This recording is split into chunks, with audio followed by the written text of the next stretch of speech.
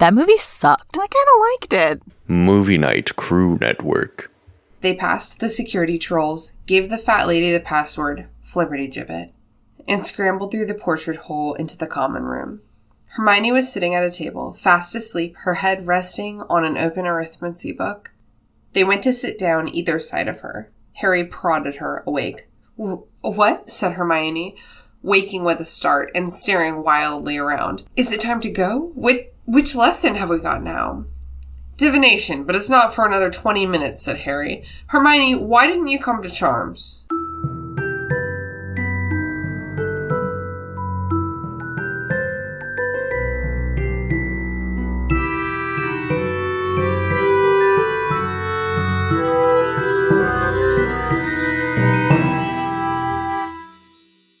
What's up, potheads? Welcome to the Restricted Section, a show in which a bunch of nerds with potty mouths reread the Harry Potter series for the umpteenth time and discuss how the story and its themes have stayed with the generation into adulthood. Thank you for listening. If you haven't done the reading, don't worry, we did it for you. Here's what we're talking about today. Chapter 15, The Quidditch Final. Part 1. I don't have a name for this part of the chapter, but it is everything that happens in the chapter The Quidditch Final that is not the Quidditch Final. In this section, Ron and Hermione make up. It's awesome. Hermione slaps Malfoy across the face. It's awesome. They lose Hermione. She's in the common room. She's not okay. That's not great. They go to Transfiguration and she quits. And it's awesome. This is a Hermione chapter. We stand Hermione in this chapter.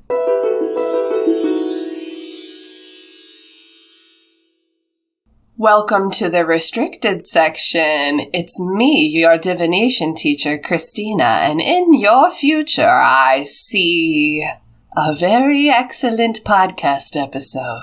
Oh, let's not get ahead of ourselves. Yeah. Well, it's definitely going to be a podcast episode. Good Can enough. confirm. Grace, there you are. What's cooking? Good looking? Oh, hey there. I'm good. How are you? Did you like how I asked how you're doing without saying how Yeah, you're I doing? liked it. It was really good. Haley, what's up, Buttercup? I'm here. I am here. Good. That's great. I'm really glad. Yeah. And y'all may remember our lovely guest today, Danny. Welcome back. Hey, everybody. Yeah, I'm kind of famous now, just saying. No No big big. deal. I know, third time's the charm. We're really going to get this episode right, okay? Oh my god, I'm ready. No pressure, all the pressure. My body is ready. So at the top of the show, before we even get started, we want to wish all of our listeners a very happy Trans Day of Visibility. We're really excited to talk about that a little bit before we get into the chapter. So special thanks to Danny for literally reminding me that this existed. I don't know if anyone clocked that I didn't even acknowledge Christmas on the podcast because my brain has hard time with time and stuff.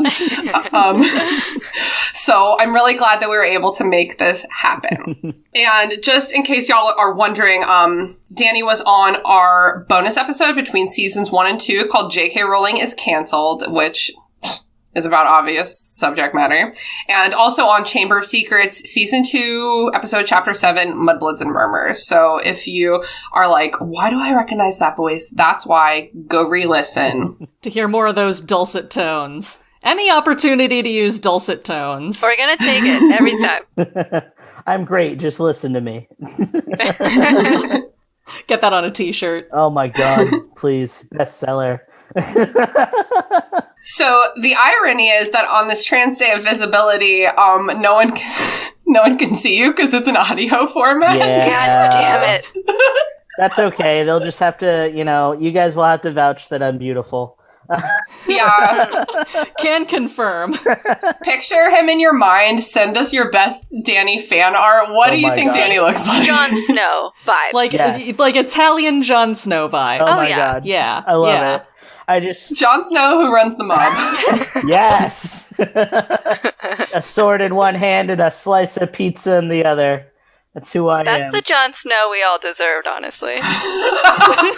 You're right. Yeah, he takes everything a little too seriously, You're you right. know? Just eat some pizza, bro. Yeah, that boy needs some pizza. He's a grumpy boy. I get that. So, obviously trans visibility is really important in the Harry Potter fandom for obvious reasons. If you're not familiar with those reasons, again, go listen to that episode, J.K. Rowling is canceled. But, we're in a bit of a complicated position. As a Harry Potter podcast, obviously we're promoting the art, the work of Harry Potter, the wizarding world, and, whether or not we want to, its author, J.K. Voldemort.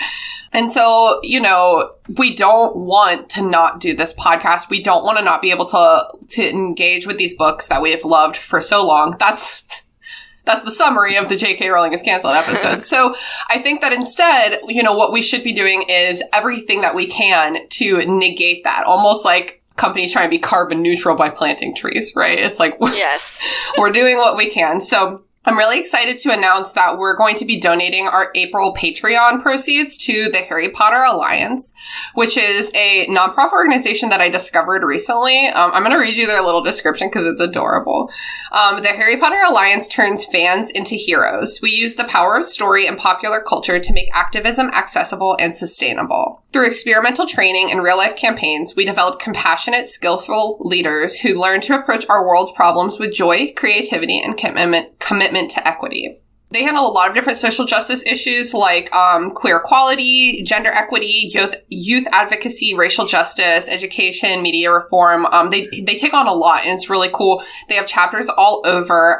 They have an Accio Books campaign every year. They have a Granger Leadership Academy. Like, I love them. And they also have downloadable activism kits for like other fandoms. So if you want to start something small and fun, they have activism kits for Avatar: The Last Airbender, Pokemon, Marvel, Star Wars. Like, it's a really cool organization, and I can't believe I didn't discover it until I started Googling shit for this episode. So. Oh my god, I'm in. I love it. Yeah, that sounds Right? amazing. Thank you for, letting us know. I've never heard of them, and you guys may have noticed, but I'm into that nerdy shit, so, As are we all into that nerdy shit. I had no idea. Weird.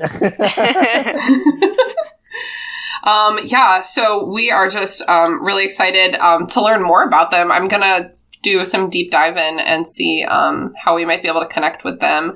So I also am in the show notes just for funsies. I'm gonna include some links to some trans Harry Potter fan fiction, just for fun. There's some really good stuff out there that I've been, researching. Like, it's a job. And honestly, what is a more gratifying fuck you to a TERF than gleefully appropriating her creative work to do everything she doesn't believe in with it, right? Yeah. This is ours now. Yeah. Just like the potato head. We have taken it for our own. The potato head thing is so stupid. And I also wanted to talk about the Hogwarts Legacy video game that recently came out with its trans option in aggressive air quotes. Mm-hmm. Yeah. There's a lot of, I think, generally well-intentioned cis people who just are they want a potato!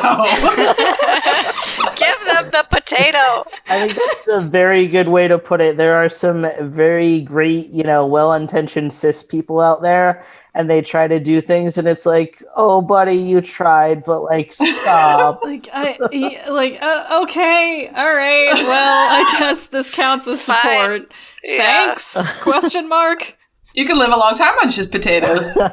It's true. As we learned from The Martian. Oh, yeah.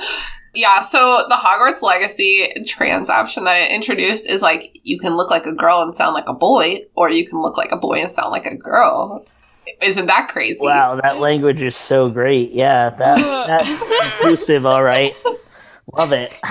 Love everything about it. It's kind of one of those things where it's if the platform you're developing doesn't have the room to actually deal with these issues, just don't do that. Just don't do it. Just don't do it. You are not equipped. It feels performative at that point. It Yes. feels extremely performative. So I look forward to the Harry Potter game of the future that has one of those really involved, elaborate character design systems that all of my like delightful first-person shooters do, where you can like change every single like curve of your face and like every single patch of skin and like everything's on like a gradient bar, you know? So that's what we want for gender, is a gradient bar. Yes. Oh, you mean like how it works in real life? Like how it works. In fact, a series of gradient bars. So, okay, cool. So, great. That's that. Happy Trans Day of Visibility. We love all of our trans and NB guests and fans. We see you and we love you. Okay, great. Yeah. On to the book. On to the book. So, this chapter, like all our other chapters recently, starts with the last chapter, where Hermione told them that Hagrid lost his, like, hearing, and, like, Buckbeak is going to be executed. So, the trio's fight is immediately forgotten. Awesome. You love to see it. And Ron is like, I'm gonna do better this time. Like, I understand that I was shitty, and I'm gonna do better. And, like, damn it, Book Ron, I love you so much. So Such good. a good boy. He's a such a very boy. good boy, and this overwhelms Hermione so much that she, like, flings her arms around him, sobbing. Aww. It's beautiful. It's very beautiful, and they so infrequently let Hermione in the films be, like, this kind of emotional, but she is. Yeah. And it's, like, a lovely, beautiful part of her, and Ron looks, quote, terrified. Sounds about right. Yeah, patted her very awkwardly on the top of the head. Yeah. You love it. Oh. There's a great illustration of this moment in the Bloomsbury Illustrated edition that I will certainly be posting on Instagram, because you can feel the awkwardness from the page. It's awkward. I just love Ron and Hermione so much. I love the moments of vulnerability with them throughout this series, and we just don't get enough, in my opinion. But that's what makes these moments all the more adorable. Oh, Ron, Yeah. you Yeah. little dummy. I love it. They're so sweet. Yeah, and it's these small details that build what eventually becomes their romantic relationship, and I think that's why a lot of people don't quite buy it, because, you know, we don't get to see this in the movies. Listen, I fell for it, hook, line, and sinker. Like, I am so Ron and Hermione. I love it. Yeah, Me too. too. Like, reading that scene, I was like, I wonder if that's, like, low-key the moment Ron fell in love. Like, Hermione admitted she was wrong and apologized about something. He's like, that's all I wanted. Yeah, that's literally all he wanted. And then he immediately does, like, a complete 360, like, no, I'm taking over dealing with this Buckbeak thing. I'm going to Yeah. study of my own volition. Like, that's Ron's love language. Yeah. And I wonder, you know, Ron has a very fiery temper, and I wonder if he even realizes that maybe if he had been the one to show Hermione even just like an ounce of forgiveness, if maybe that would have given her the space to, you know, to do the same.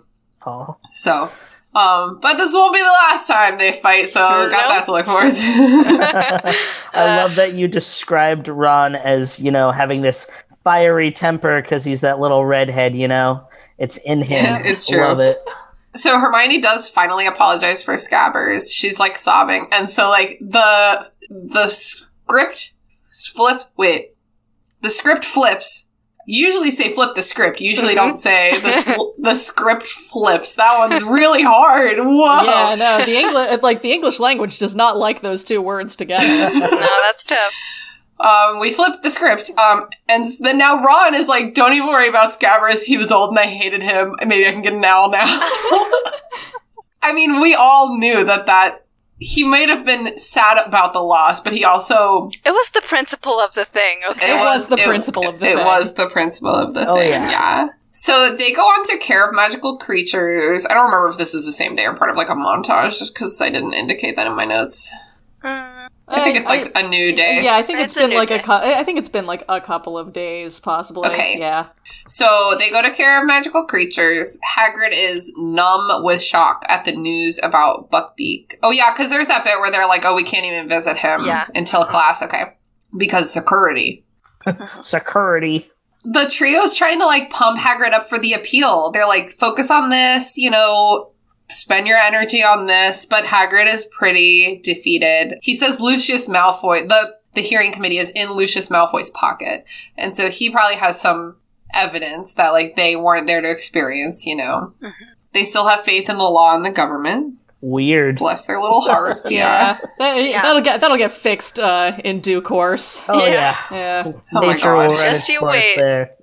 Yep. Yeah. So, yeah, I mean, Hagrid's bummed. He's, like, walking the class back up to the castle because students aren't allowed to be, like, just milling about. And he kind of loses his shit, and he's, like, he starts crying, and he, like, runs back to his hut, which, personally, like, I can't imagine a time in my life where someone would have, like, run away crying in grief, and, like, I would have felt anything but, like, empathy.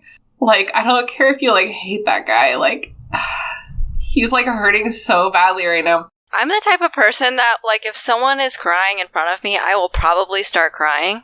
Like, Aww. That's the kind of person that I am, so I would not be okay. That is adorable. Wait, I've seen that happen. Yes, I've probably done that in front of you. I'm so sorry. Yeah, it's... I mean, I feel really bad for because Hagrid should have taken a mental health week off of teaching. Yes, he should have. Yes. But he didn't. So as he's running... Okay, are you guys ready? I'm so ready. Oh, man. As he's running, Malfoy has some shit to say. He's like, look at him blubber, that stupid ugly oaf, or like whatever he says. And then Ron and Harry are like, I'm gonna fight. We've seen this 1,000 times before. Ron and Harry turn to Malfoy, ready to say some other dumb shit. But Hermione fucking smacks him! Yes! Yes, Queen! We love it. I love the phrasing here. Like, Harry and Ron both made furious moves toward Malfoy, but Hermione got there first. Smack!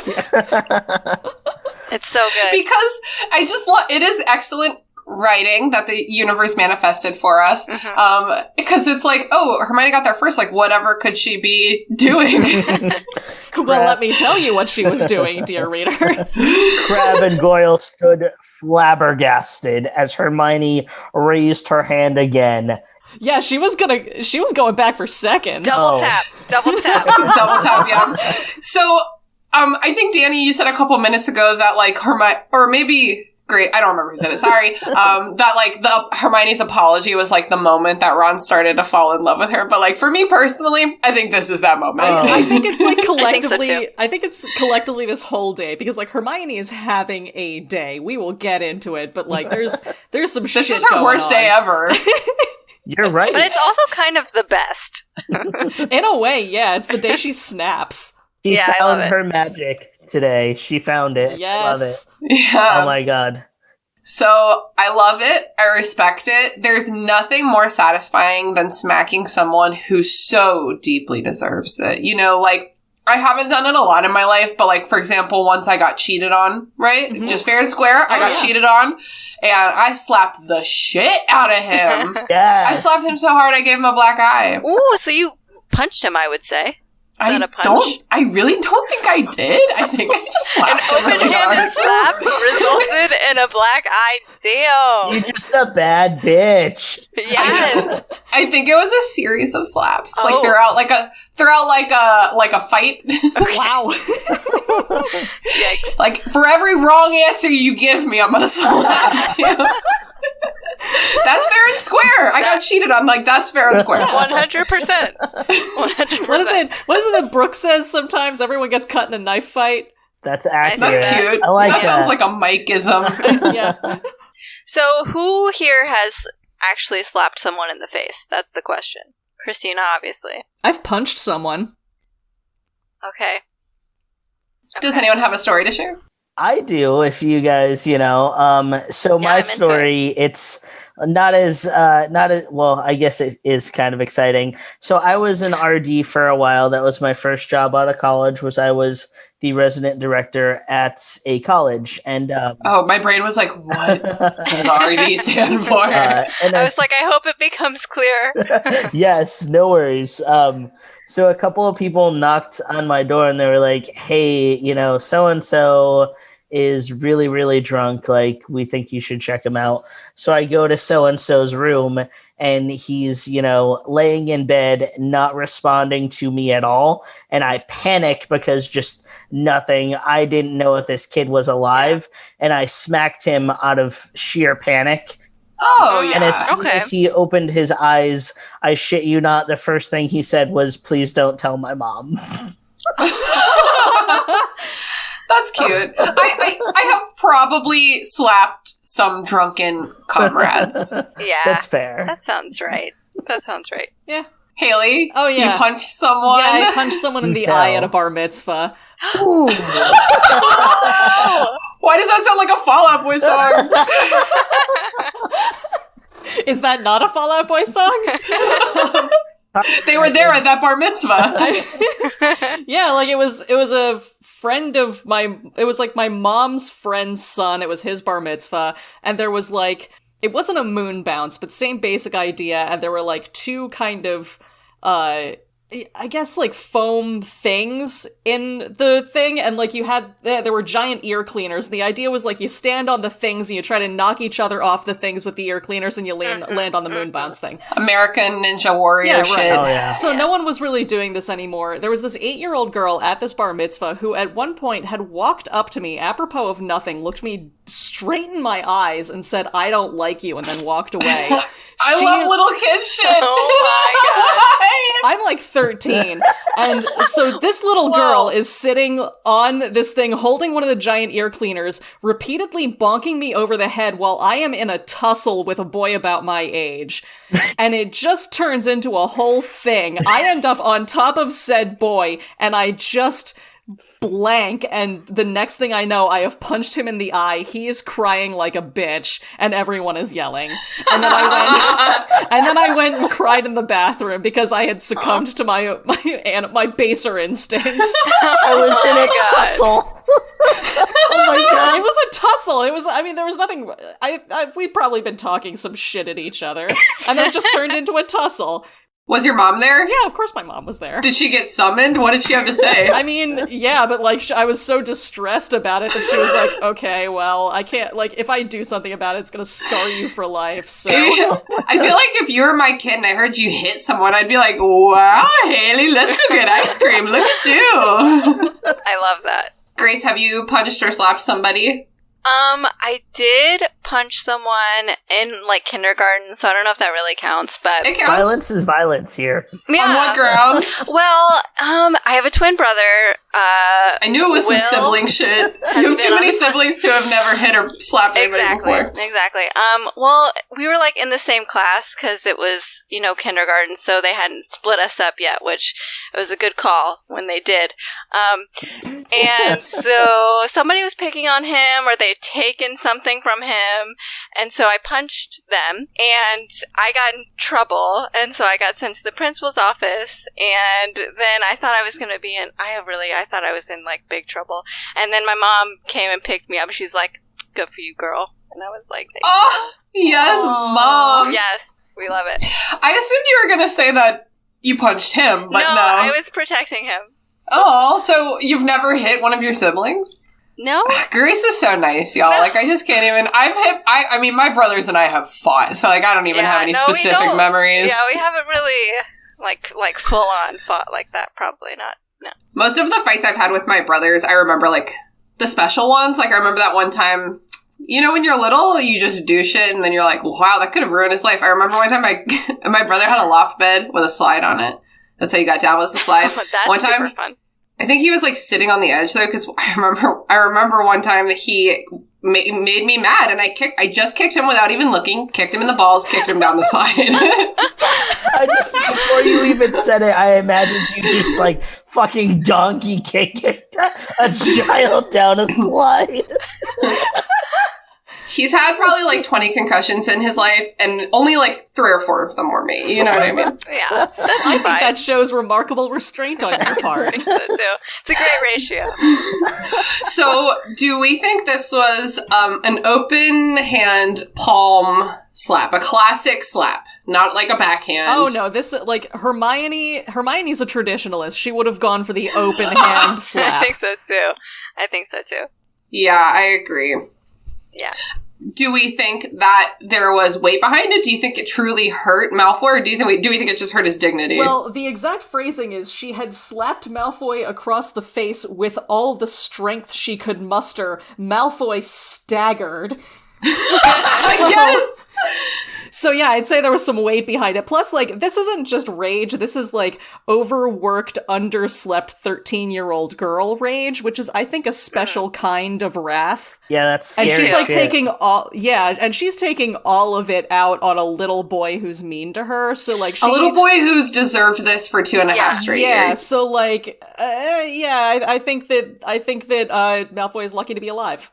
And you know that, to some degree, Hermione is like, I have never stepped a toe out of line. All these teachers know I'm taking all these classes. They've all been worried about me, I can tell. I'm going to get away with this. Mm-hmm. Oh, hell yeah. I also like to think that there was, like, a running start. Because she just simply had to get past everyone. Oh yeah, so she was kind of like the elbows. Throwing bows. And so, like, she was really, it's kind of like when you're bowling. I took a bowling class in college, no big. It's like the whole time you walk up to the bowling lane, the rest of your body needs to be getting a position, you know?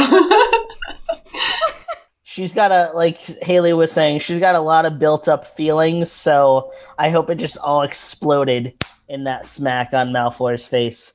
That fucker. Beautiful. Yeah. So Ron, possibly with his first boner ever, is half-heartedly trying to, like, hold her back, kind of like she grabs her wrist and is like, "You're so tiny. Why was that smack so loud?" I'm gonna hold you back, but really, I just like touching you. Wow, been there. I'm gonna hold you back, but really, I want to see how this plays out. Yeah. I'm gonna hold you back with my fingers not even fully touching each other because I want you to break free of my grasp. But I want plausible deniability if a teacher approaches. Fair. So next, Hermione pulls out her wand, which this moment reminds me vividly of the McGonagall-Snape fight when McGonagall pulls out her wand and the students back the fuck up. Yes. Everyone is like, whoa. Yeah. Like, whoa, calm down, whoa. It's basically, it's like a gun. Yeah. Like, if Malfoy, Harry, and Ron are fighting, they know exactly the same spells as each other. They know exactly what to expect, but you have no fucking idea what Hermione can do. Hermione rolled in with big dick energy. Yes. Yes, she did. It really is so satisfying to see a woman absolutely go ham on someone who's fully deserving when she's put up with so much for so long. You love to see it. Yeah, so Malfoy's like, "Oh, let's fucking go." I'll fight a girl, I don't care. Like, he knows the wands are out, like, there's nothing he can do. You know? He knows he's not gonna win that fight. And, like, he can't hit a girl.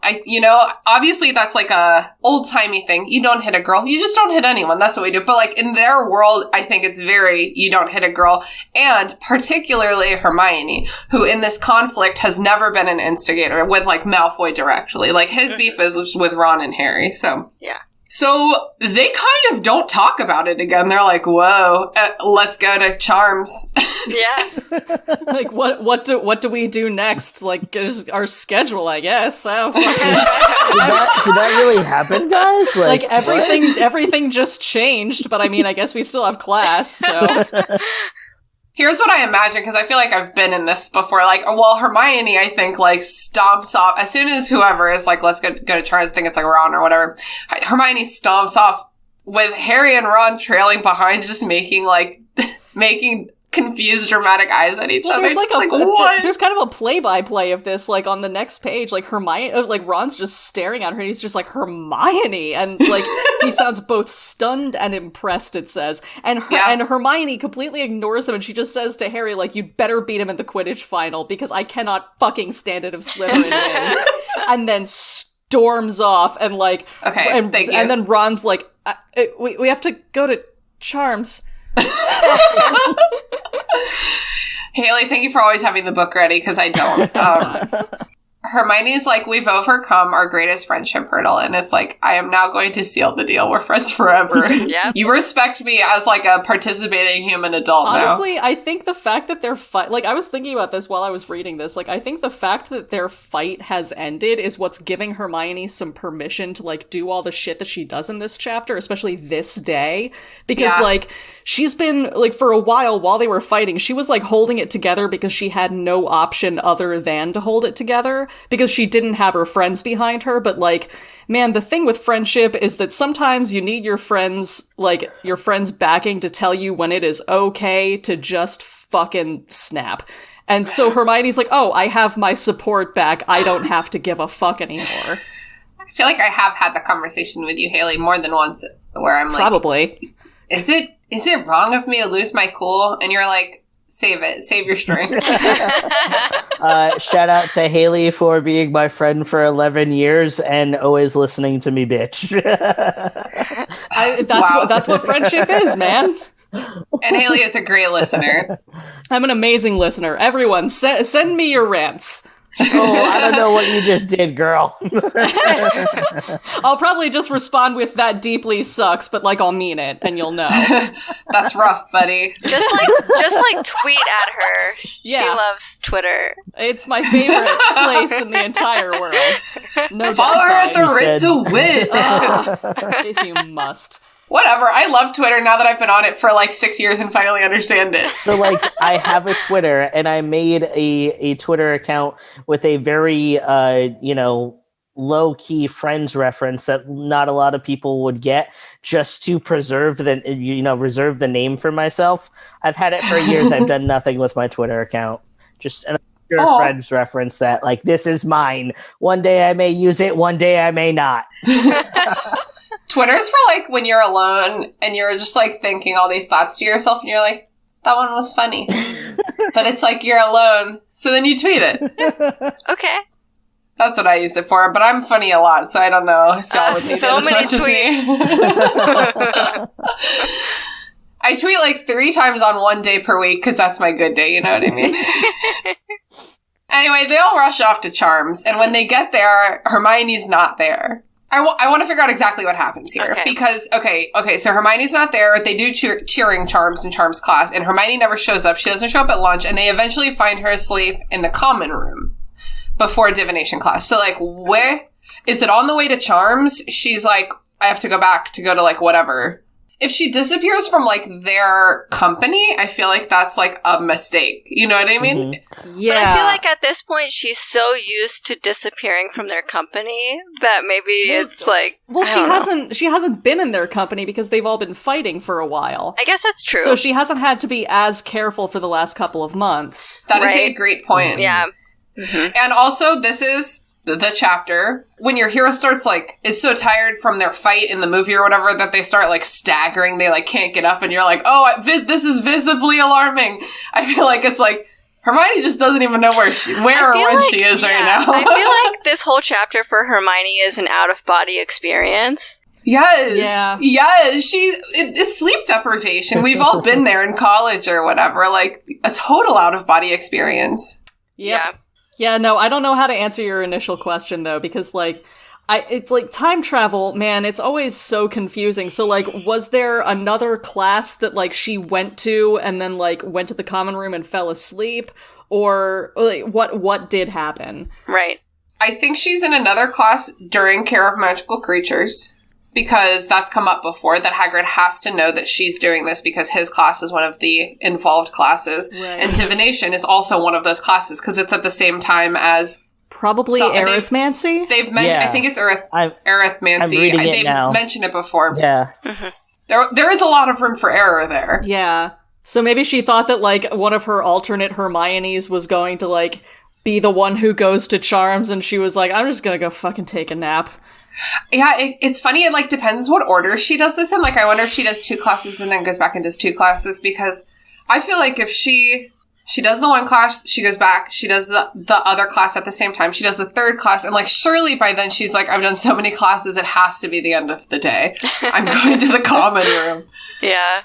Well, Hermione, reading the chapter here, it says that Hermione was sitting at the table fast asleep, resting her head on an open arithmetic book. Blah, blah, blah. They sat down on either side of her. Fast forward a little bit. Oh, no, I forgot to go to Charms. But how can you forget? Okay, yeah. You know, so yeah, okay. It's weird to me because you think Charms wouldn't be the last thing she was going to if she was walking from. Anyway, I guess this is where we draw the line. Someone somewhere on the internet has definitely done, like, what was Hermione's class schedule like during third year?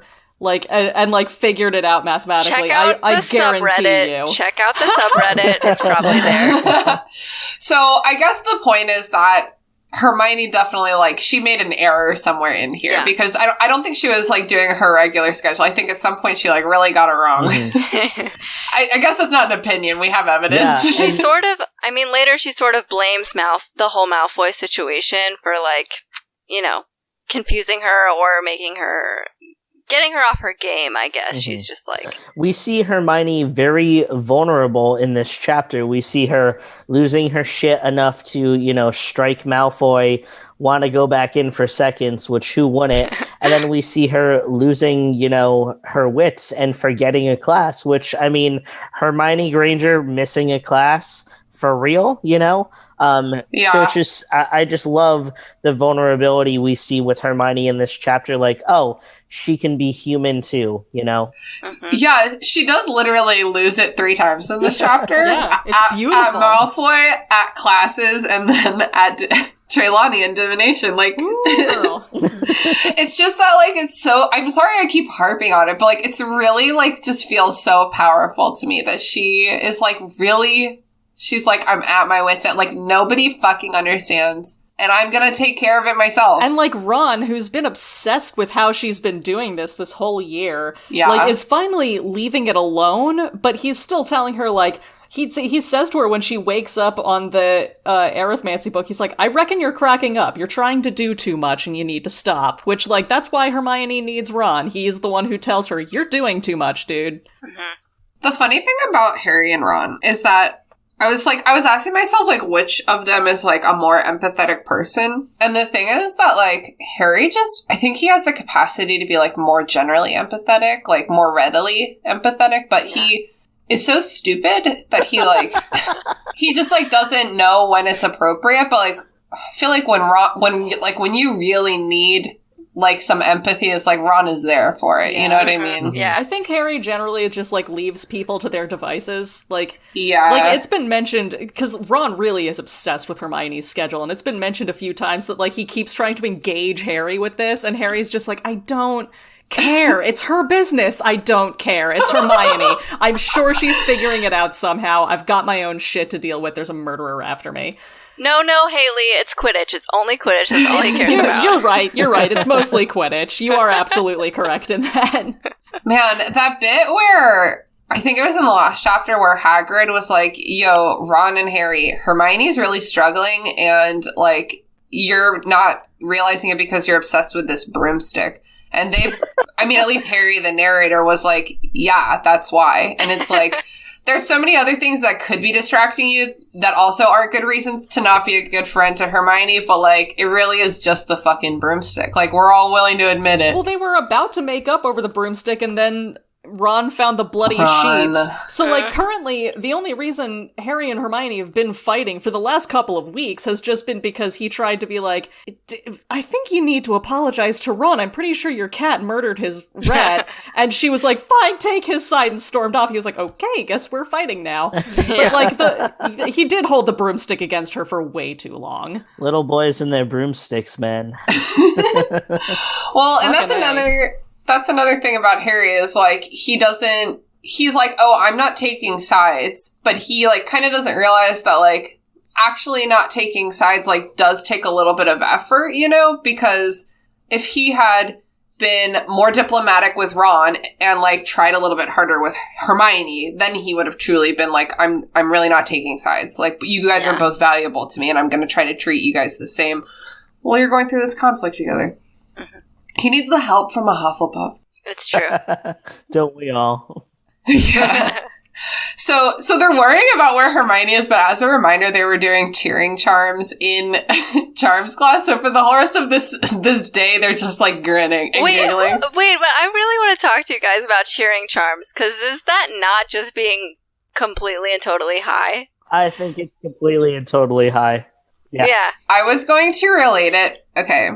I was going to relate a cheering charm to taking magical mushrooms, which obviously are a Harry Potter thing and not a real life thing.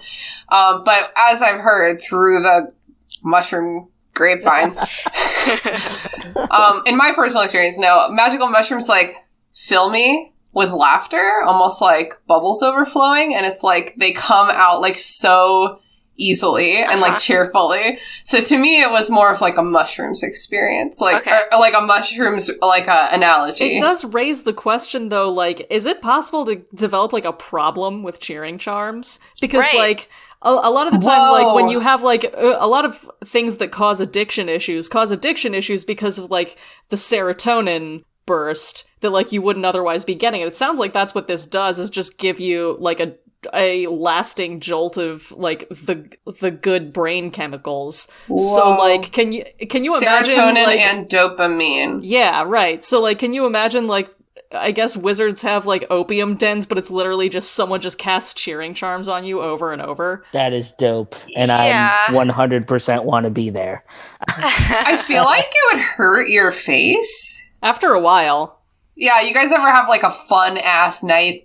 Sober or otherwise, and it's just like afterwards your face hurts because you're laughing more than your poor depressed self ever thought possible. Yes, and those are the best nights. And I just want to take a moment to appreciate your earlier description of the giggles pouring out like bubbles overflowing. That was adorable. Thank you so much. That's always how Shrooms has felt to me. It's like everything is very silly right now, and I don't have any idea how any of you guys are holding it together, because this is a nonsense place. It makes it sound so much fun. I love it. I would love to know from our listeners who partake or have read books, like what drug do you think cheering charms is like? Because I think there's also an argument for like Molly, True, or some ecstasy. I think everyone has their own experience. Yeah. To bring to the table there. But I just think that it's, I mean, they're third years, so it's just interesting that they're learning this charm. Yeah, this time. Yeah. Good point. Yeah, what's the purpose? Yeah. At this juncture? If you're 13, like, there's no time in your life that you need some artificial cheering up it's more true. than when you are 13 years old. It's true. Yeah. Maybe Flitwick planned this lesson just for Hermione because he knows she needs it. And she missed it. Yeah. Oh, no. Would, too. He would.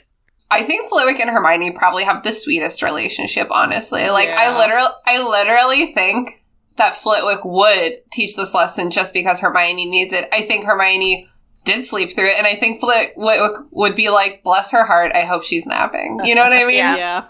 Yes. Also, how often do you get permission to, get high at school? That's pretty rad. I mean, wizards, am I right?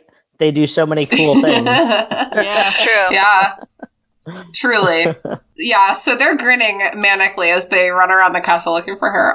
No, they're not running around, but she's not at lunch, which, okay, like, I don't know what kind of an eater Hermione is, but for someone like me, it's like, for example, if I just wasn't home for dinner one night and I didn't text Sean about it, he would know that I'm in danger. There's a problem. Yeah. There's a problem. So they eventually find her asleep in the common room. She's disoriented. She missed class. It's not good. It's not good. And they've got divination up next. The day's not over. The day's not over, yeah.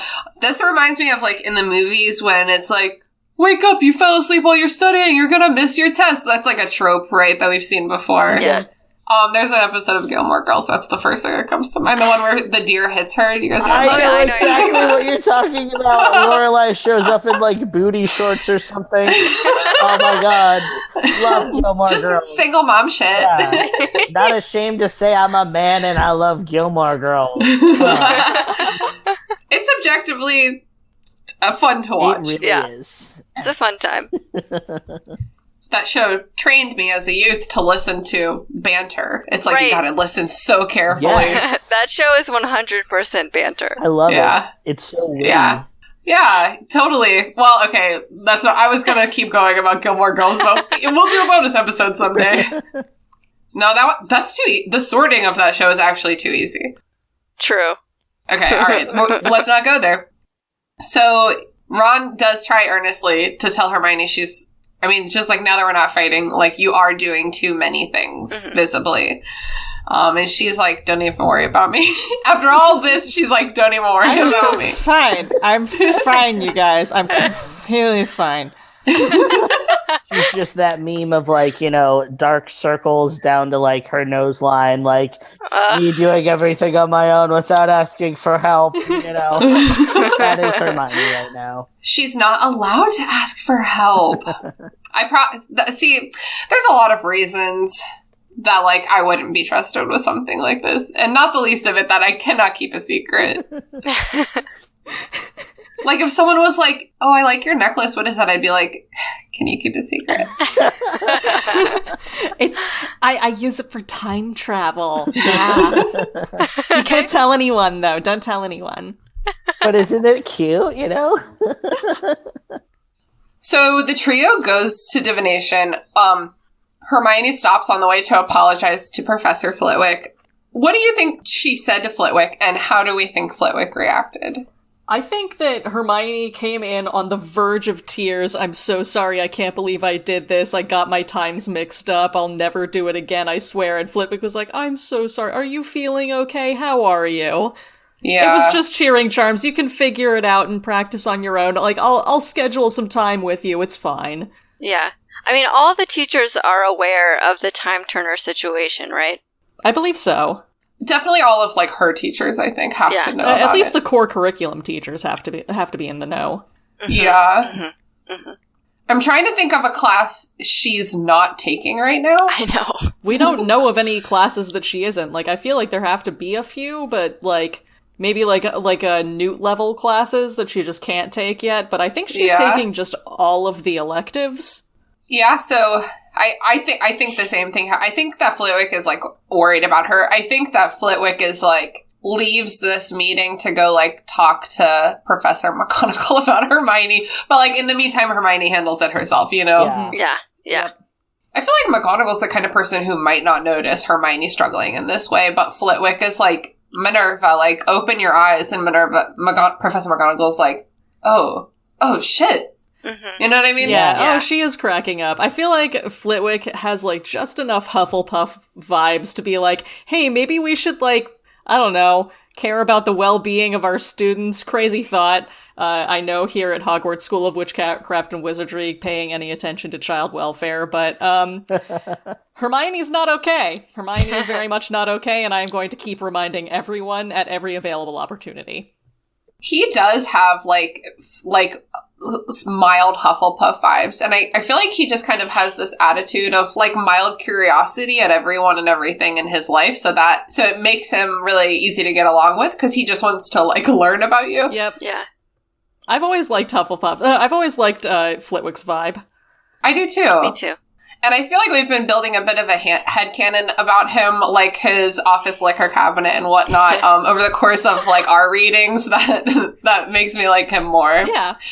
And our headcanon that he blazes with Professor Sprout, because who wouldn't? Right? They go to divination. They're starting crystal balls. Which, like, okay. All right. Crystal balls. Okay. This is honestly, like, book 3, one of the reasons book 3 is my favorite is because it has so many of my favorite moments in it, and, like, the first crystal ball class is one of my favorite scenes, just because of how, like, done they are with divination at this point. Yeah. Absolutely. I think something that's great about Harry Potter in general is how they take just such worn out cliches in the magical world and they do spin them into something whimsical and unique to the, Hogwarts experience. Because, we all think crystal balls and overdone, seen it a million times, boring. But here we really see how playful the series can get. And I just love it. It's so cute. Yeah. It is really cute. It has deep 13-year-old boy vibes. A lot of these kinds of moments in this book, in particularly, for some reason, keep reminding me of Percy Jackson, which the whole series has, like, 13-year-old boy vibe. I know he starts when he's 11 and then he gets like 15 by the end of it, but the average of that is 13.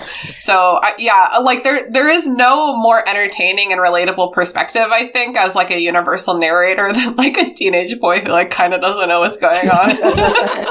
I still relate to a teenage boy who kind of doesn't know what's going on. So yeah. I think all of us at some level in the cores of our souls feel like 13-year-old boys who don't know what's going on. Mm-hmm. So I think that's why it's so relatable.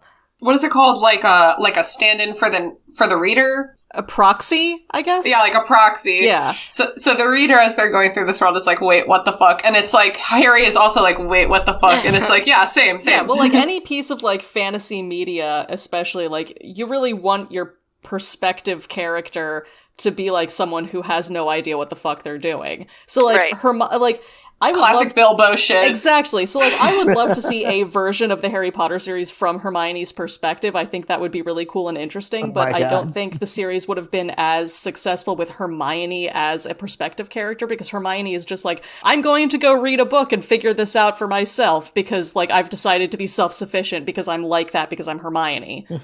Honestly, I recently finished reading a book series where I think the main character is kind of a Hermione. His Dark Materials. The main character doesn't really like books, but she definitely has like Hermione on her best day, like courage and get it doneness, like just like, well, I don't like what you're saying, so like I'm gonna go figure it out for myself, or like I don't need you, I can do it on my own, you know? Yeah. Mm-hmm. So shout out for that. I've already plugged that on this podcast like 6 times, but it's great. Yeah, it just depends what kind of story you're trying to tell, like what kind of narrator it like needs. What kind of story it is really important, because we were talking on our Patreon bonus episode about Avatar: The Last Airbender about how the whole series is a Hufflepuff series. Like, the themes are Hufflepuff. And that's why having the protagonist be a Hufflepuff was the only way to tell that kind of a story about like tolerance and like peace and pacifism. Yeah. Because, like, if it had been a different kind of story, then, like, Sokka or Zuko kind of would have been, or Katara would have been, like, a more fitting character, especially Zuko. Because he's like Aang's foil and everything, but he's a teenage boy who doesn't know what the fuck is going on. Such a jaded little bastard, and I love him. Yeah. And just while we're here, an additional shout out for the podcast of our guests from last week, Zach and Alex, which is called My Cabbages. I love that name so much. Yeah, that's such a good name. So Treylani is like, well, we're starting Crystal Balls early. I'm not good at a Treylani voice. We're starting Crystal Balls early because the fates told me that Crystal Balls will be on your exams. And Hermione is like, are you fucking kidding me? Like, obviously you write the exams. Like, what? This isn't like when a teacher's like, something tells me this is going to be on the exam. This is like the fates have foretold. Yeah, no shit. None of us have any power here. Hermione's like not even keeping her voice down. No, she doesn't care. It's like she's like drunk at a wedding, just like honestly, the fates have informed her. Who sets the exam? She does. What an amazing prediction! Hermione, I brought you here as a friend because I thought you would this look good. Okay, this doesn't bullshit. Look good. I brought you to Fleur's wedding as a friend. I don't know why I said Fleur's and not Bill's. I think I meant to say Fleur and Bill. Whatever. No, that sounds right. Fleur's wedding. Fleur was the star of that show. Yeah, for sure. Talking about... No, you. I was going to say, speaking of stars of the show, I don't want to skip over Treylani's dramatic entrance out of the shadows. Like, if I were a teacher, this is exactly how I would enter every class. So, fun little personal friend group anecdote. Whenever Christina's about to talk shit about anybody who lives in the vicinity of Richmond and we're out of doors, she immediately like looks around, glances at her phone to make sure she hasn't butt dialed them before talking shit. It's a small town! So, like, they sit down together, and there's a line in here where, like, Harry, Ron, and Hermione are, like, all talking, and they're, like, keeping an eye out, looking around, because she always appears from the shadows. She's like lurking. Speak her name, and she appears. So what is the language? Like, does it say she, like, stepped out from the shadows? It says, "Good day to you," said the familiar misty voice, and Professor Trelawney made her usual dramatic entrance out of the shadows. I love how clearly the narrator is, like, one of the students. It's, like, her usual fucking dramatic entrance. Yeah, like, the language, it's a little bit before that. Like, they come in, they see the crystal balls, and Ron is sitting down. He's like, "I thought we weren't starting crystal balls until next term," Ron muttered, casting a wary eye around for Professor Trelawney in case she was lurking nearby. He should have cast a wary third eye around if he really wanted to see her. Great point. And then I'm the kind of person who I do proceed to talk shit, and then they're there anyway. No, one time I really loudly talked shit about a roommate. Well, I thought they weren't in the house, but they were, and I, like, screamed across the house. Oh, no. Nightmare! And then she was like, "Excuse me?" Oh, no. So she, like, called you out. Of course. I would be the type that, like, pretended I wasn't there and, like, didn't hear it. I'm so awkward. Oh, my God. But then what happens when you have to go to the bathroom? You have to reveal you were there all along. It would be an elaborate ruse. Just, like, put on a robe and come down the stairs like, "Hello." I'm here.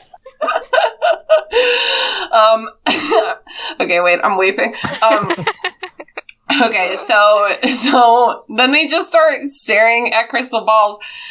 My note has an ellipsis in it, which I don't use those very much because I'm trying to get shit done, but they just ... stare at the crystal balls.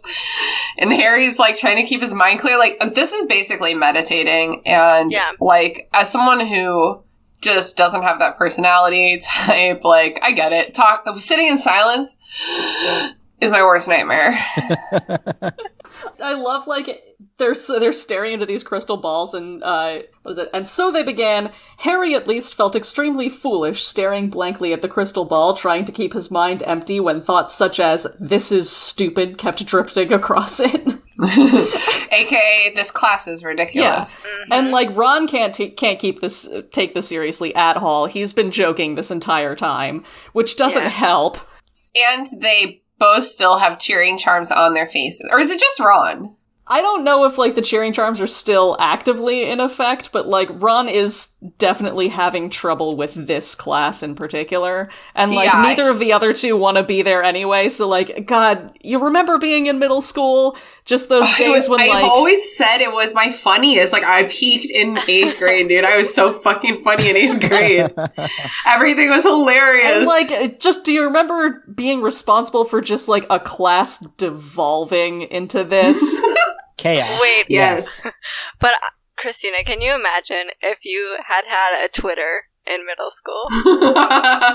No, because my Facebook flashbacks from, like, even just, like, high school are very embarrassing. Oh, no! It's like, you don't have to share your every feeling. Or do you? When I was in 8th grade, my friends and I started an after-school club because we just didn't want to go home. The extracurriculars didn't appeal to us because we were edgy. But we started a club called the Weenus Club. The Weenus Club? Yeah, and we got it, like, approved and everything. We did it. Our claim to fame was we did experiments on our weenuses because we thought that was hilarious. Was that the mission statement of the Weenus Club? That was the mission statement, which, for anyone who doesn't know, the weenus is the skin that covers your elbow. Yep.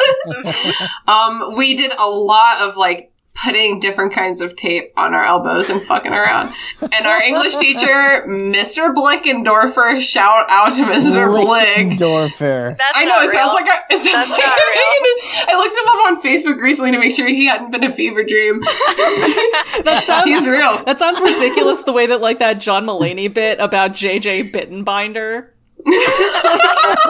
This is not a real person. No, it's a real person. Oh my god. All too real. Ron cracked some joke. Does anyone have it? Is it good? Oh. I was just looking at it too. Something about I've got being it. Oh no, foggy. this is one of Okay. my favorite jokes in the entire thing. So this is like as they're just sitting there breaking into silent giggles, and Hermione keeps making exasperated noises. So Harry at one point is like, "See anything yet?" Harry asked after a quarter of an hour's quiet crystal gazing. "Yeah, there's a burn on this table," said Ron, pointing. "Someone spilled their candle." It's like one of my favorite jokes in the entire series. It's very good. But you have said that like 10 times, because there's a lot of good jokes in this book series that you kind of forget about. And like, especially it's very funny. this book. This is just a funny book. And Hermione's sitting there like, I could be practicing something useful. I could be catching up on fucking cheering charms. And Professor Trelawney's like, gliding past, like, does anyone want help gazing into the shadowy portents of their orb?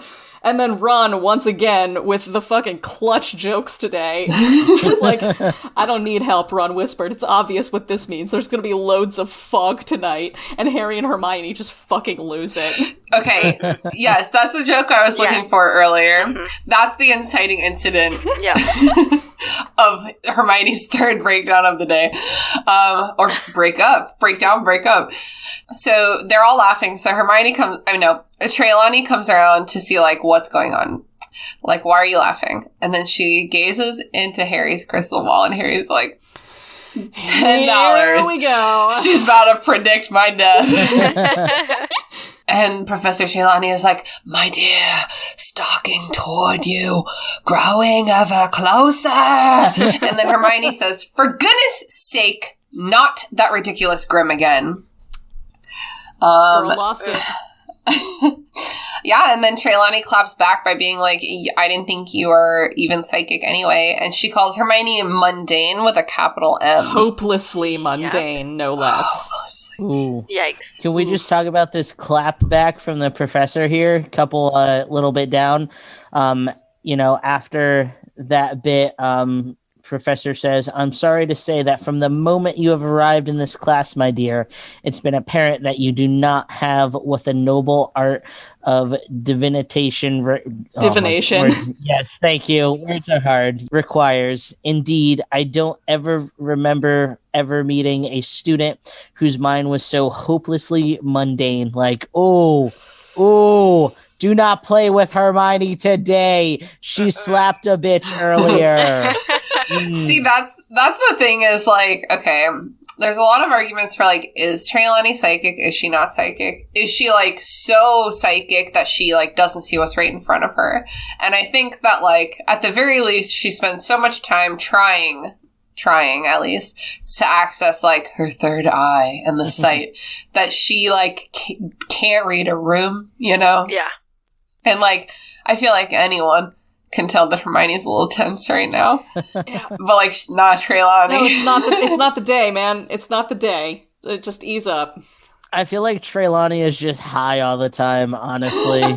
That's how I envision her, just high as fuck, living Trelawney's her like best on life. ketamine. No, look, there's a reason that, like, head shops all sell incense. Like, every head shop also sells incense, and this room is described many times as heavily perfumed. I would propose that there's reasons for that.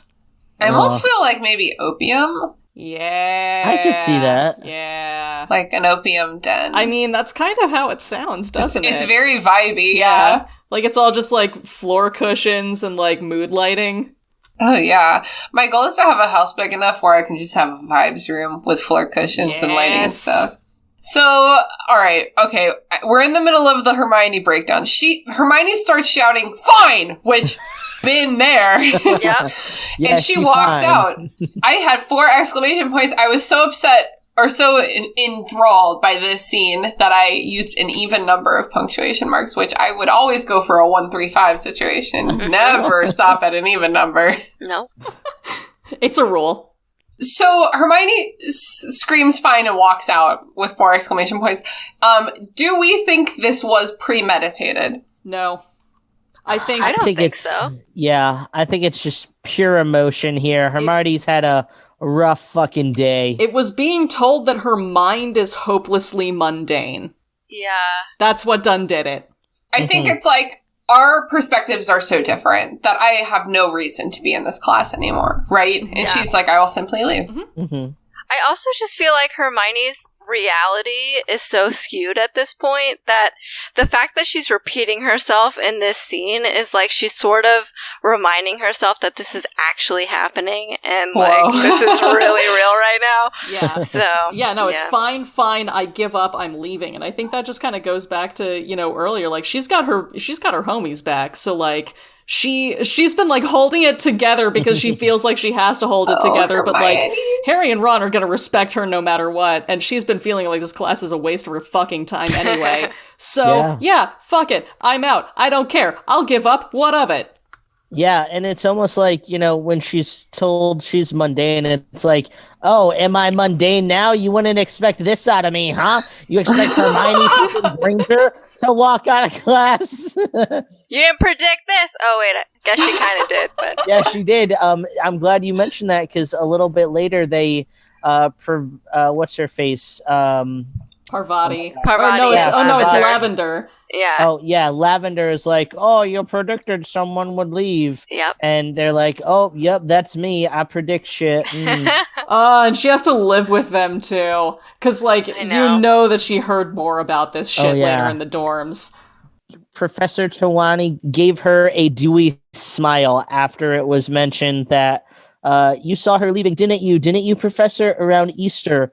One of us will leave us forever. You said it ages ago, Professor. Professor gave her a dewy smile, like, that's dewy? right, bitch. Dewy. That, I don't like it. That. I don't like it. Oh, God, I imagine it like tears of, like, sympathy. Yeah. Just shimmering in her eyes. Sympathy. I love, like, the description of Hermione, like, as she's walking out. Like, she goes to the trapdoor, kicks it open, and climbs out of sight. Like... You can't, that's not even possible. Nope, she kicked it open. That's how mad she was. Yes. Yeah.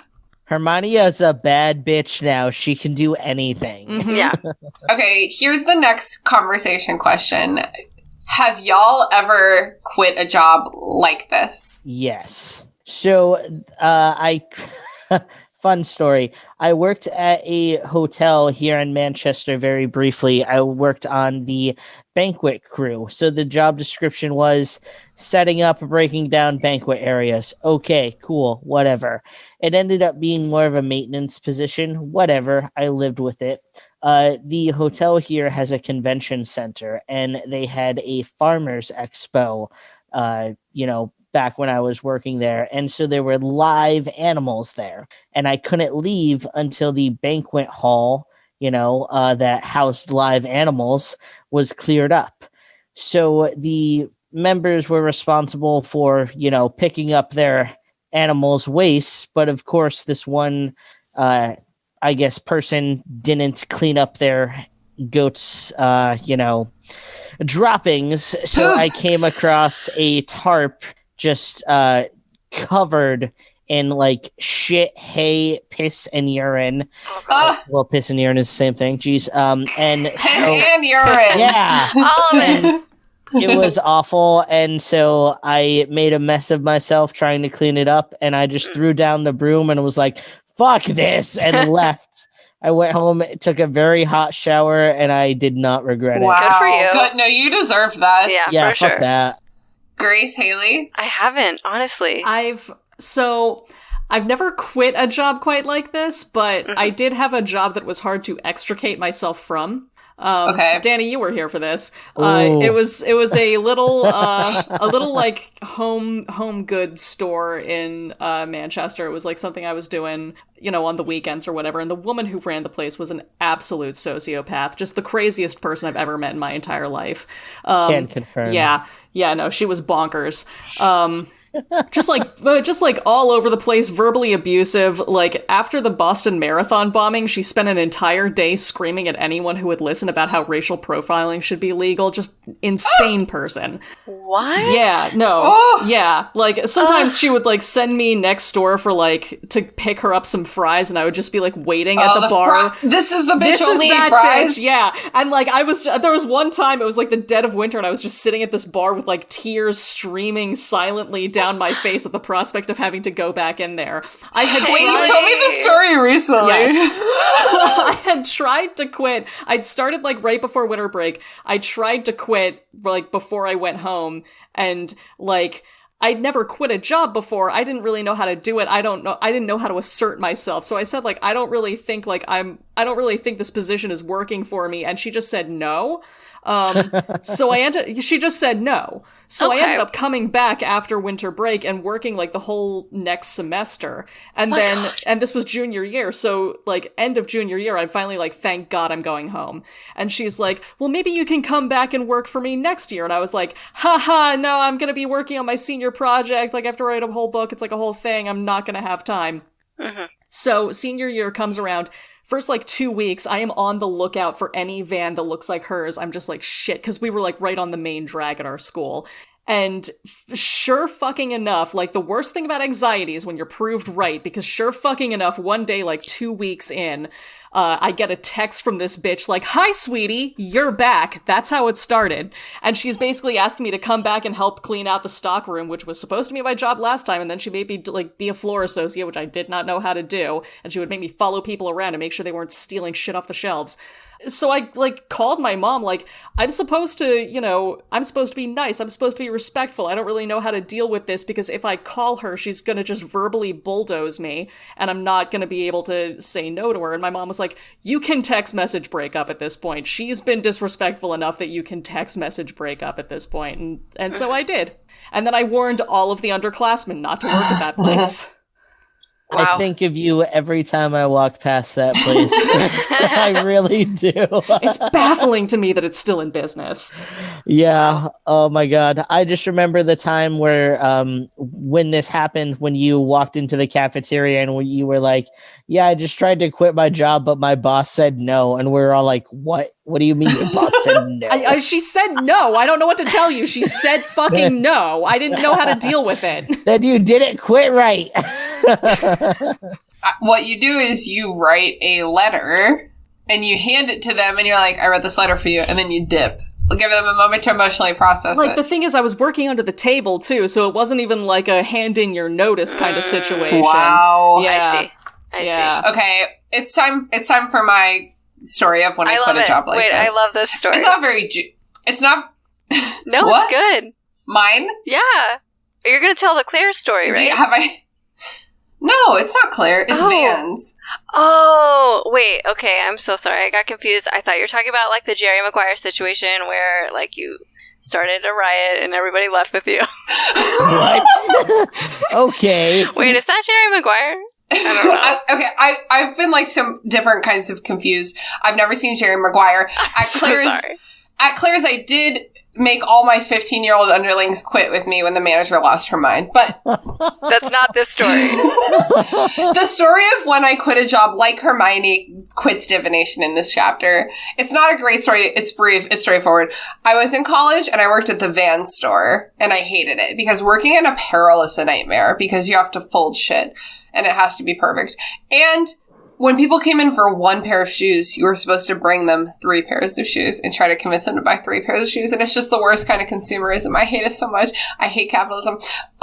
So I was like trying to figure out how to quit anyway. And then I was at Vans one day working and my boyfriend texted me and broke up with me. And I was like, oh, my boy, just straight up, that actually happened. And I was like, my boyfriend just dumped me. I need to go. Like, I'm having emotionally a hard time. And they were like, do you want to take a walk around the mall?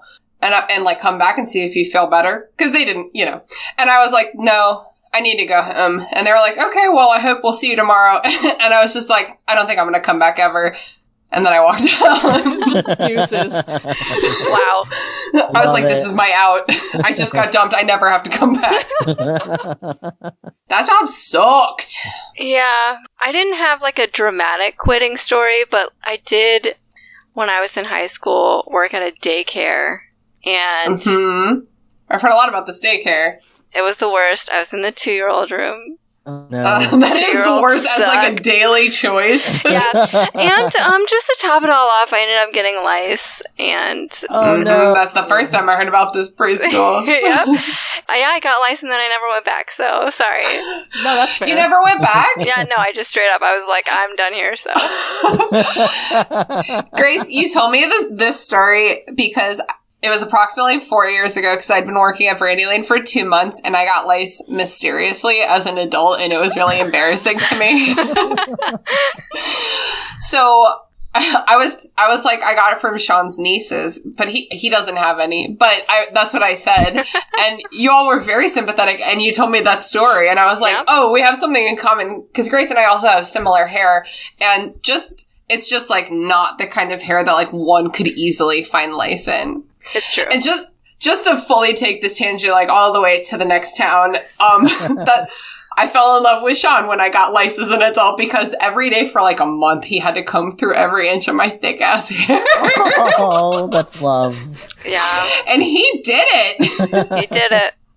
That's true. I too have caught adult lice when I was working at the Boys and Girls Club. The kids would rip How my did we get my here? I head, don't know. It really yeah. spiraled. And then they'd rip my hat off my head and put it on, and I'd be like, "Oh my god, I'm gonna get lice from one of you fuckers." Except I wouldn't actually say that, and then I actually got lice, and so. No. Oh no. Yeah, That sucks. I had the benefit though, that I could just shave my head and it was fine, Problem Did you? solved. Oh yeah, I just Wow. Shaved I it. rocked that gross buzz cut, Nice. But whatever. Problem Yeah. solved. Let's move on from lice.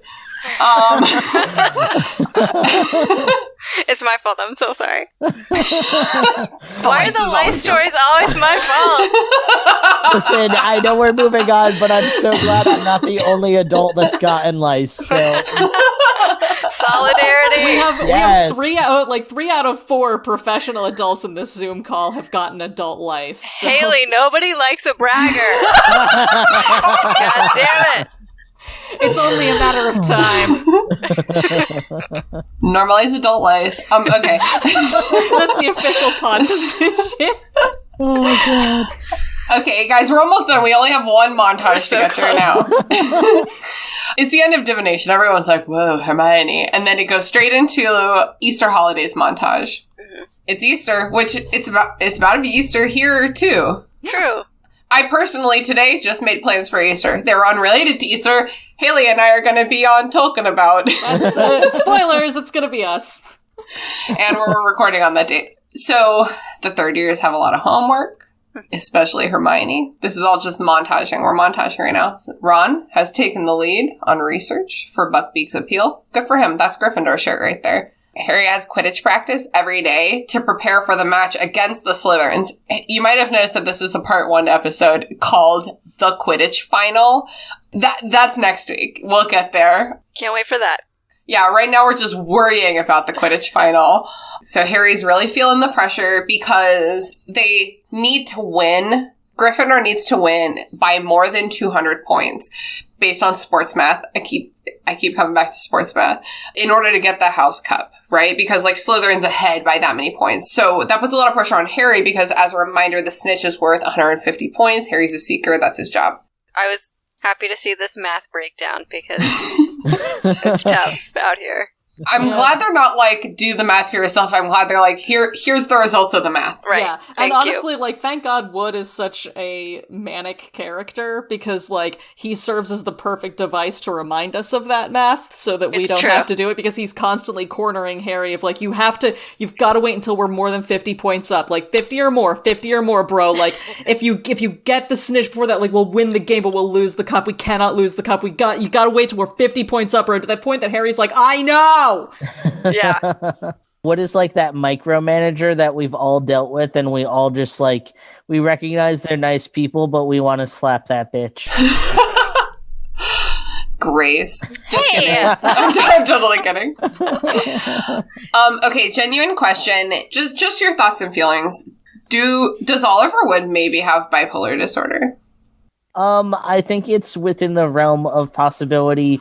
He seems to be pretty chill most of the time, but he goes through these almost manic episodes where it seems almost ritualistic how he just like hyper focuses on things and repeats things and just, so I think he may definitely show signs of it. I don't know. That's a very interesting question. It's tough because we only see him in relation to Quidditch, so we don't know He's if Quidditch mode only. Yeah, we don't know if this bleeds into any other aspect of his life. Right. Because, like, you know, I don't think any of us are really, like, sports ball people, but, like... Raise your hand if you're even remotely close to a sports ball person.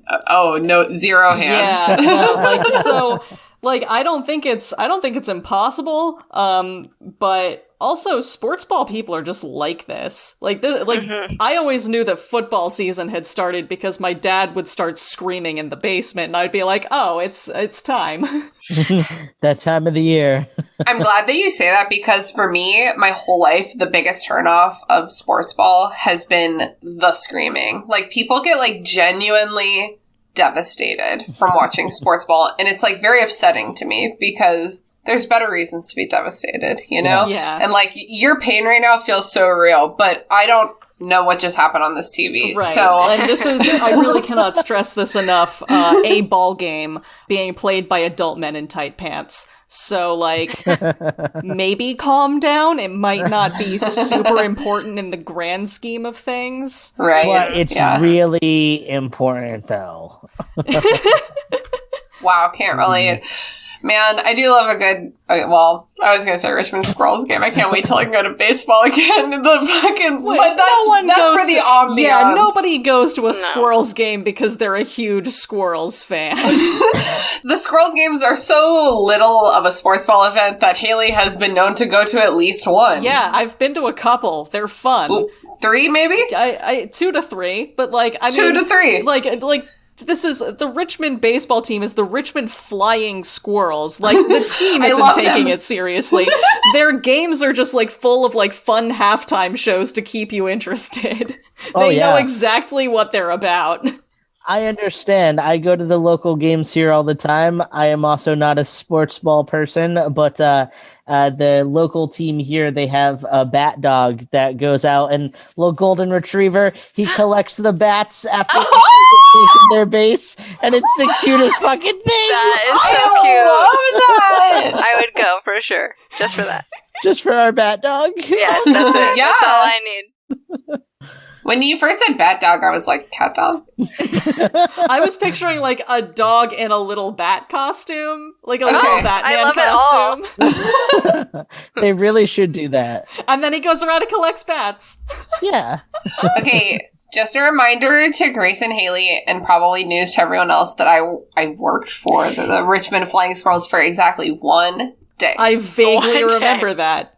I was like selling drinks, like walking around and selling drinks, and everyone when I got there was like, oh my god, a girl? Or is she really doing this? And I was like, yeah, I can walk around. I don't mind heat. And they were like, girls don't even ever do this. And I was like, dude, I'm a strong girl. Like, fuck you, I'm gonna do this. And they were like, wow, a girl, I bet she's gonna be tough, right? And I was like, I'm about to show you how tough I am.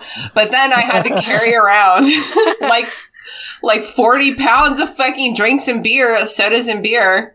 And I couldn't do it. And I quit on the spot. You were our only hope. I didn't realize it was a strength thing. I thought it was an endurance thing, and I was wrong. You know what? I love it. You definitely showed them, even though you quit. You did. You showed them. I gave him my all for approximately 4 hours. And you know what? I respect the fuck out of that. Me too. I do. I also think it's worth noting that the Richmond Flying Squirrels slogan, I don't know if slogan's the right word, is have fun, go nuts. I say it a lot. I say it a lot randomly to people, and that's where it comes from. Oh my god. I never put that together. Have fun, go nuts. Next time I fly in, I really want to go to a Flying Squirrels game now. They're very fun. They're so silly. All right. Okay, so, and that brings us back to Oliver Wood. Nuts and wood. So Oliver Wood is worried for Harry's safety, and so he orders people to accompany him around. Oh, I didn't mention that fights are breaking out between Slytherin and Gryffindor. Yeah, like randomly. gang shit. over Quidditch tension. And so Oliver Wood is like, someone must be with Harry at all times. And everyone is like, aye, aye, Captain. And so Harry is getting a little socially suffocated. Imagine a school where you share a room with 4 other people of your same age and gender, ostensibly. And then you have to, like, spend every moment with them. And, like, when you wake up, you see their face and, like, you... And then they're like, oh, let me walk you to class because of Quidditch reasons. And you're like, frankly, Seamus, you can just go. Like, I don't need to be looking at you right now. I need to walk you to class because of some wizard gang shit. This is like the mob. There's like a hit out on Harry right now. Like, at no other point do we see any evidence of Wood having, like, any kind of social power within the Gryffindor house, but, like, he makes, like, a blanket order for the entire house to be like, everyone has to guard Harry all of the time. Like, if you aren't doing anything, you better be on his 6. And everyone does it. Yeah. Okay, last bullet point of the chapter. Everyone's worried about Harry, but Harry's worried about his broomstick, the fireball. And he keeps running upstairs to check on it in the common room in the trunk. Does that sound right? That a broomstick is in a trunk? I know that's what the text says, but, like, wait, is that where you'd keep your broomstick? I feel like, okay, so, like, I've been picturing, like, a steamer trunk, right? Like, just, okay, so big, but, like, my broom is definitely longer than the broom that I use to sweep my house. I'm not outing myself as a witch, like, just the broom, just the shitty Target broom that Bog witch! No, we don't fly. Okay. We don't leave the bog, is the thing. So the broom that I use to literally sweep my house, like, that would not fit in a steamer trunk. Yeah, I'm thinking maybe 2 to 3. I think 2 Halloweens ago, Leela, former guest on the pod, and she's actually going to be on next week as well. I'm very excited about that. She was Kiki from Kiki's Delivery Service for Halloween, and she had a broom for obvious reasons, and she left it at my house, and that one was, I think, the shortest believable broom for an adult. Yeah. And it was like it was maybe 4.5, 5 feet tall. You know what I mean? Mm-hmm. Like, that's, I think, the absolute shortest broom where I'd be like, yeah, magically you could support human weight. It's all very scientific. I mean, at least Leela, like, she's small. Like, she's a short bitch. Maybe that was, like, a big part of it. Yeah, she's little. Yeah. Mm-hmm. Mm-hmm. She says she's 5 foot, and that's the end of that sentence. Just in case you were wondering. Hi, Leela, by the way. I was gonna say, this is a test. Yeah. Wow. Okay, so we're at the end of the chapter. Or, I mean, we're at the end of the part of the chapter that we're reading. Yes, thank you. Thank you so much. We are at the end of the section because, as we've mentioned, it's called the Quidditch Final, and we have not yet experienced the Quidditch Final, although I remember what happens. I don't remember anything that happens, but I remember the end of it. Yes, me too. That's all you need. They deserve it. Nothing happens. No spoilers. Does anyone have anything about this chapter that we haven't touched on? We've touched on a lot. I keep saying chapter. God, I'm on autopilot. I literally am like Will Ferrell and Anchorman, and I just, like, say the one thing. Section. Yeah, the section. And any last words? It's always very ominous when you say that. Any last words? Okay, who was your favorite character in this section? Like, who? I mean, I wrote Hermione's name down a lot in my notes. I think she was the most interesting. Okay, wait, maybe let's do this. Like, who are your 2 favorite characters? Okay. Oh, that's different. Okay, so I already said Hermione. Does anyone not have Hermione in their top 2 for this chapter? No, this is a very Hermione section. Like, for sure. Hermione's in my mind for sure. Haley, thank you for continuing to use the right language, even though I just really won't stop saying chapter. It's okay. I'll compensate for your shortcomings. Oh, wow. Okay, so my number 2 is Mr. Ronald Bilious Weasley. Oh my God. I'll agree with that, yeah. Same. Okay, so we're all in agreement that this is a Ron and Hermione moment. Yeah. It is. I would say fully this section is a Ron and Hermione moment for sure. This section foreshadows a lot of their future together, and I love it. And I think Haley was on the money earlier when she said this may be the chapter where Ron fell for Hermione. I could definitely see it. There's a lot of vulnerability here, and I'm so into it. And also, Yeah. like, we're really showing Ron as stepping up and like being that, yeah, I'm the man. I'm gonna fix this when he, takes over a lot of Hermione's shit. And yeah, I'm into it. I feel like, okay, I've always heard this like philosophy about love, that it's like, it's okay for everyone to have bad days, but in a relationship, you need to kind of be communicating about it so that when you're having a really bad day, your partner can step up, and vice versa. And I think that as soon as Ron, in his heart of hearts, realizes that Hermione has been really struggling lately, he like turns into action mode, and he's a man of action. Oh, hell yeah. I love that. It's in the Goblet of Fire where I think we as the reader start to really suspect that there's something there. Mm-hmm. So this is truly the foundation. I think in the Sorcerer's Stone and Chamber of Secrets, we've been like, oh, there's a little something. There's a little something. And this is like the first like real moment where it's like, I feel like they're really seeing each other. Yeah. Yeah. I just love them. I love them a lot. I love a well-done romance, and I have always felt that Ron and Hermione is a well-done romance. I'm a huge proponent of opposites attract. Yes. For obvious reasons. I was shocked, honestly, to hear that there are so many, haters about Ron and Hermione. I think it's people who have only seen the movie, and I understand. Same thing with Ginny and Harry. People are like, fuck Ginny, and I'm like, if you've only seen the movie, I really get that. Yeah. I get it. To me, they, having read the books, they fit so perfectly, it makes sense to me. There's no question. And I just love it. This section just shows both Ron and Hermione just putting their guards down. And I love it. There's, more moments like this to come. And this is the first of many big ones between them. I'm into it. Sobs. So beautiful. Sobbing. Are y'all ready to move on to some plugs? Let's do it. Yes. It's been a long time since my mouth tried to say plurgs, but it just did. Grace, will you go first? Yes, I would love to go first. Today, in honor of Trans Day of Visibility, I would like to plug Equality Virginia, which is a leading advocacy organization in Virginia seeking equality for lesbian, gay, bisexual, and transgender people. And if you go on their website, equalityvirginia.org, they have a little events section, and so they have a nice little list of various events going on today, throughout the day, based out of like different areas of Virginia. Some of them are in person, so if you live here in Virginia, if anything's happening around you, they are practicing, COVID-19 precautions. But if you're not, a lot of the events are also virtual.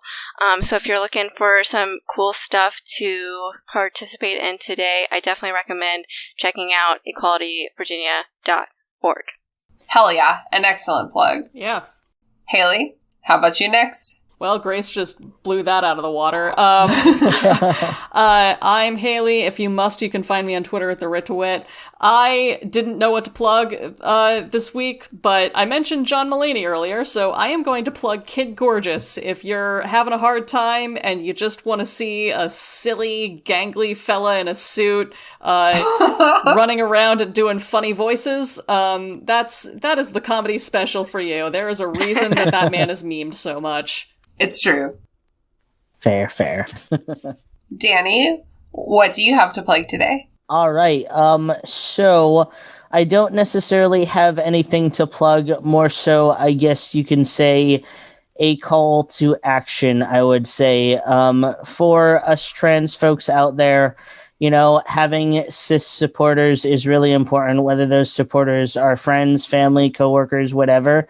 So in light of what we were speaking about earlier this episode, where, there's those well-intentioned cis people out there that just do it wrong sometimes, I would encourage everyone to go out and just educate yourselves a little bit more on a way that you can be an ally and a way that you can be a supporter. And even if you consider yourself an ally or a supporter, go back and educate yourself more, because you could never know too much. Speaking from experience, there are plenty of times where my cis and very supportive, well-intentioned friends have, said some dumb shit. And I know that they don't mean it, but it's all about that perspective, So I just encourage everyone to be a bit more, educated and understanding. And that's what I got. Yeah. Awesome. That's excellent. Yes. Thank you. My plug does, in fact, look a little silly. Well, first of all, I've been your host, Christina. You can follow me on Instagram at YourGirlOfTheWorld. You can follow me on Twitter at ChristinaCon. You can follow me on TikTok at Sprouts Special Stash. Sprouts Private Stash. I simply must change it because I always accidentally say Sprouts Special Stash. I mean, it sounds like it just wants to be called that. That's what I'm saying, like, it rolls off the tongue. Yeah. My plug this week is a little bit silly, but it has big Hufflepuff energy.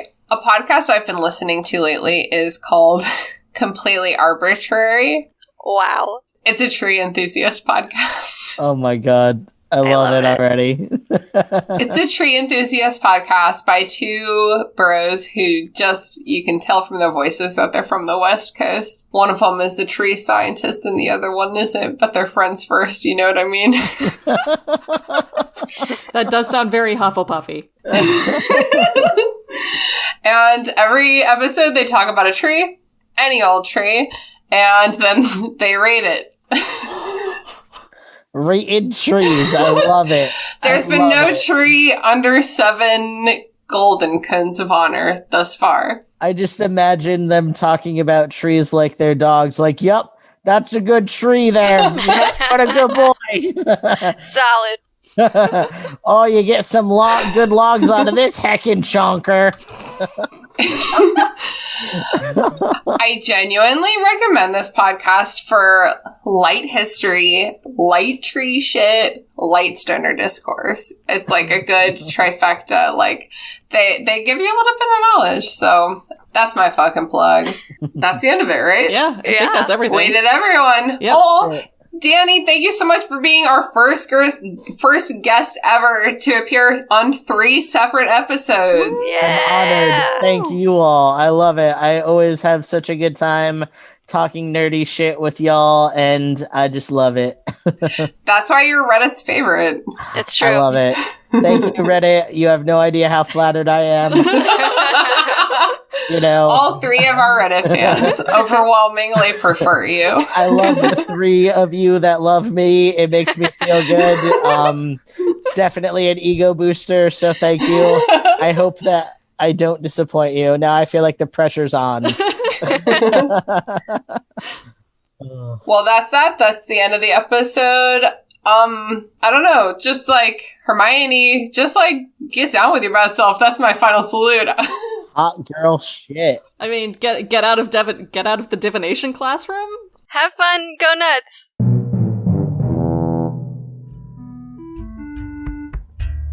Listen, we didn't want to be half-bloods. If you're listening to this because you think you might be one, our advice: stop listening to this podcast right now. Percy Jackson had the right idea when he told people to stop reading the books detailing his adventures as a half-blood. But we didn't listen to his warnings. And that's why we started this podcast of the Eldest Gods, where we read books written by Rick Riordan and talk about how they affected us as kids and continue to as semi-adults. You can find us every Thursday wherever you get your podcasts. Do you think we fooled them for a second there? Gods, I hope not. Bring on the monsters. We're making a podcast! The Restricted Section was created and hosted by me, Christina Kahn, based on the book series by J.K. Rowling. All music by Ryan Kahn. Logo by Michael Hardison. Don't forget to follow us on Instagram at RestrictedSectionPod or shoot us an email at restrictedsectionpod@gmail.com. We'd love to hear your thoughts, feelings, complaints, conspiracy theories, or lavish praise. Oh my god, I hear my friends screaming downstairs. Scary movie night. Oh. Okay, at least it's, good screaming. Yeah, well... It depends what they're watching. If it's another fucking human centipede, then who's to No. say?